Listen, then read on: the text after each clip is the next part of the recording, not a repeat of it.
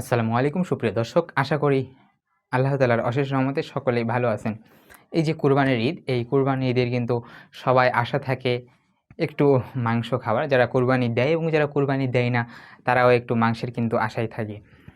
তো বাংলাদেশে এমন একটি গ্রাম আছে, প্রিয় দর্শক, বাংলাদেশে এমন একটি গ্রাম আছে যেখানে তারা এমন একটি পদ্ধতি বা এমন একটি উদ্যোগ নিয়েছে, যে উদ্যোগের কারণে ওই গ্রামের যত মানুষ আছে যারা কুরবানি দেয় না বা যারা কুরবানি দিতে পারে না, অনেকে দেখেন টাকার অভাবে দিতে পারে, তারা সকলে সমানভাবে মাংস পাবে এমন একটি আয়োজন করেছে বাংলাদেশের একটি গ্রাম।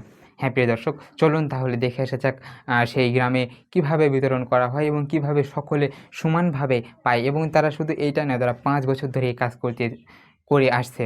তাহলে চলুন দেখে আসা যাক সেই ভালো উদ্যোগ। প্রিয় দর্শক, বলছিলাম করেরহাট সরকার তালুকদার গ্রামের কথা। সেই গ্রামে বিগত ৫ বছর ধরে তারা একটি উদ্যোগ চালু করেছে, যে গ্রামে যতগুলো গরু বা যতগুলো কুরবানি হবে, কুরবানির যে পশু, ওখান থেকে যে ৩ ভাগ করা হয়, ২ ভাগ নিজেরা নেয় এবং ১ ভাগ যেটাকে সরকারি বলা হয়, বা অনেকে এক রকম, মানে গ্রামের ভাষায় এক এক রকম বলে থাকে।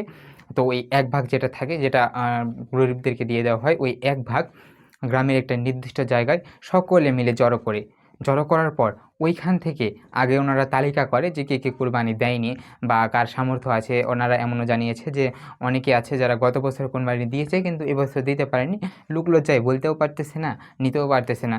ঠিক তাদেরই সকলের তালিকা করে তারা ওই যে সকল গরুর যে একটি মাংস বা সকল পশুর যে একটি মাংস একত্রে করা হয় সরকারি ভাগ থেকে, ওই একত্রে করার পর ওইখান থেকে তারা সমহারে অ্যাকুরেটভাবে সমানভাবে একটি পলিথিনে বা একটি ব্যাগে করে বন্টন করে। তারপর সেটা তাদের নিজ দায়িত্বে সবার বাসায় দিয়ে পৌঁছে আসে।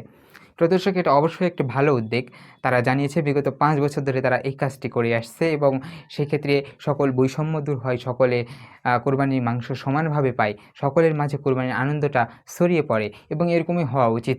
প্রিয় দর্শক, অনেক সময় দেখা যায় নিজে নিজে দিলে অনেকে পায়, অনেকে পায় না, অনেকে লোক লজ্জার কারণে বলতেও পারে না, সেক্ষেত্রে তারা এই আনন্দ থেকে বঞ্চিত হয়। তো এই গ্রামের কারণে কিন্তু এই আনন্দ, এই গ্রামের এই একটি সুন্দর উদ্যোগের কারণে কিন্তু এই গ্রামের যে সবার মাঝে ঈদের আনন্দ সমানভাবে বন্টন হয় এবং সকলে আনন্দটা উপভোগ করতে পারে। এটি সত্যি একটি প্রশংসনীয় কাজ।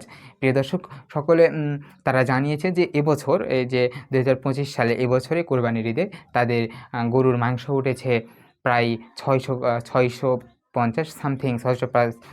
এবছর তাদের কোরবানির গরুর ঈদে মাংস উঠেছে ৬৫০+ সামথিং কিছু, এবং তারা আশা করছে যে প্রায় ৭০০ কেজি উঠে যাবে, এবং সেখান থেকে তাদেরকে সমহারে সবাইকে বন্টন করা হবে। প্রত্যেকে এটি অবশ্যই একটি ভালো উদ্যোগ।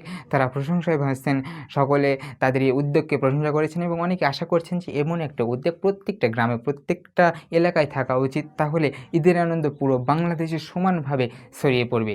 প্রিয় দর্শক, আপনার এলাকায় কীভাবে বন্টন করা হয় অবশ্যই কমেন্টে জানাতে পারেন। আজকে এই পর্যন্তই। ঈদের আনন্দ ছড়িয়ে পড়ুক সবার গ্রামে, সবার মুখে থাকুক ঈদের হাসি, সবাই পাক ঈদের খুশি। প্রিয় দর্শক, আজকে এ পর্যন্তই। দেখা হচ্ছে নতুন কোনো ভিডিওতে আরও এক সত্য চাঞ্চল্যকর তথ্য নিয়ে। ততক্ষণ পর্যন্ত ভালো এবং সুস্থ থাকবেন। আজকে এখানেই বিদায় নিচ্ছি।